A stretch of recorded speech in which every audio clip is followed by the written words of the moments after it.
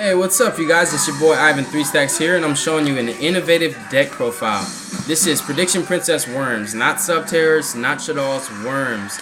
If you're a fan of Hidden Arsenal, then you've got to know about the Worms. They're a flip effect deck based off of reptiles, and they really were not popular, like, ever. Nobody really ran them. If you do run them, I applaud you. I applaud you, and I respect you for that. I decided to put the princesses in them about 9 months ago because they were just a control deck. It was just so linear. It was just like the same thing over and over. I got bored of them, and I don't want to ever give them up. So I put the princesses in them to make them more fun and also make them more fast-paced, explosive, and consistent. So we've got 3 Terra Tray.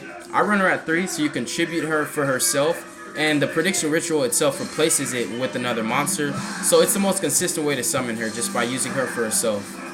So you really don't nag off of it. Then we've got Triple King.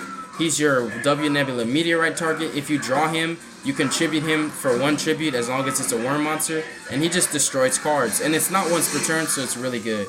Then we've got Triple Worm Carteros. This guy is really awesome. He's a flip effect Stratos. And I do like that he's a flip effect Stratos because he has synergy with your prediction princesses. I like them. Then we've got 3 Zex, and his partner in crime is 3 Yegin. These guys go hand in hand with each other. Their effects work on each other and only each other. I do like them. They're partners in crime, bro. They go hard in the paint together. And then we've got 1 Lynx for draw power. Oh yeah, and Zex and Yegin, you can actually see them in their own artwork. I don't know if you can see that, but that's Zex. And then if you look at Yegin, if you look at Zex, that's Yegin right there behind them. So I think that's pretty cool. And then we've got, of course, like I said, the Lynx for draw power. He's a flip effect, so you can recycle him with your Princess Terra Tray, and you can recycle him with my boy Zero.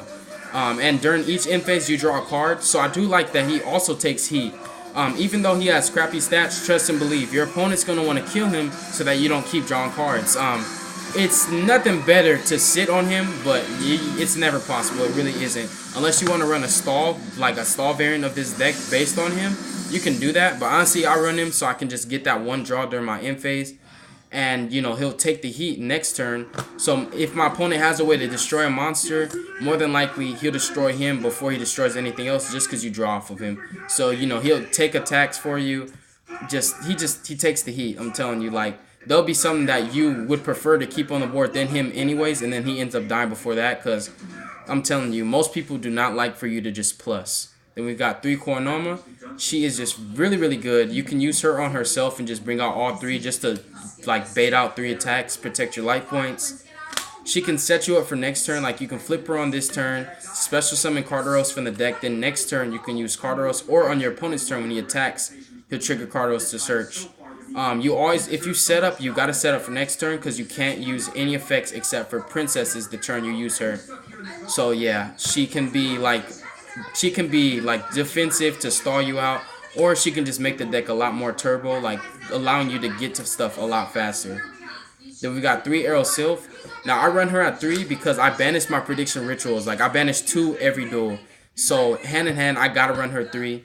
Because I only have 1 ritual left, either in my deck or my grave, all the time, and I gotta get it back. She adds any ritual from your deck or your grave to hand, and it's any ritual spell. So I would recommend, if you have like a ritual deck that's kind of slow, you can put the Princess Engine in it just to make them faster. And if you have a flip effect deck that's kind of slow, put the princesses in it and make them faster. Then we've got 2 Crystal Dying. She adds any ritual monster from your deck or your graveyard to hand. So I don't run these in my Necros or my Gishkis because they're just too slow. And my Necros and Gishkis don't even have consistency issues. So like I was saying, if you have a ritual deck that you're having problems with, like, oh, it's kind of too slow for you, you can put these in, like Crystal Dying and Arrow Sylph. You can even throw in Kornoma, and you can make the deck a lot better. You'd be surprised the results you get out of it. And that's it for monsters. Then we've got Triple Twin Twisters. The deck has so much resources, and you can afford to discard all the time, so it doesn't really hurt the deck. Sometimes your hands be fat anyways, and you don't want to discard on end phase, so you just Twin Twisters. Then we've got 3 Pre-Prep. Just really makes the deck a lot more fast. I really do love that prediction ritual actually lists her in the name so that you can actually run this. It makes the deck a lot more fast. It's really good. A lot more consistent. Then we've got 3 Prediction Ritual. This is one of my favorite ritual spells. My favorite ritual spell of all time is Gishki Aqua Mirror. I'm telling you, bro. I am telling you. That spell is broken. My next favorite are literally Kaleidoscope, Cycle, and Mirror in that order. And then this ritual spell. This is my fifth my fifth favorite ritual spell. Yeah, I love it. It searches any prediction princess after the turn it's sent to the grave just by banishing it. So it's very consistent because it replaces your resources. I just love it. Then we've got 2 polys because I am running this big guy right here and I love him. And then we've got 3 Nebula Meteorite. This trap, it's the only common in the deck, but it's worth it. It's only available in common. It kind of sucks, but it's so broke. When you activate this, you change all your set defense monsters to face-up defense, which triggers all of their effects. So you can just by activating this, you can go plus city off of that.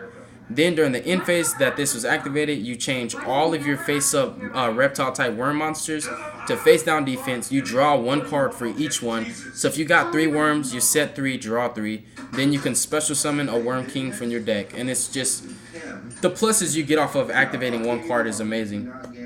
Then we got Solemn Warning and Vanities. If I could fit strikes, I would run them, but I can't fit them.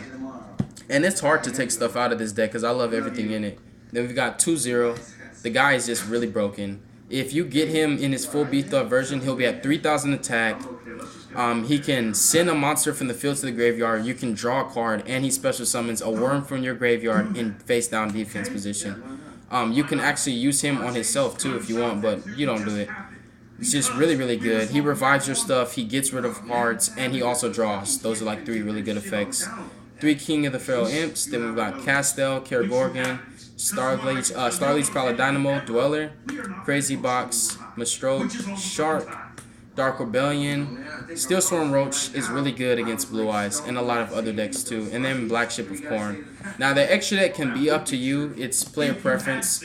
The only things that I actually make in the deck, like every duel, hands down, if I don't make anything else, I make Feral Imps and I make Worm Zero. So God bless you guys. I really hope you enjoyed this. If there are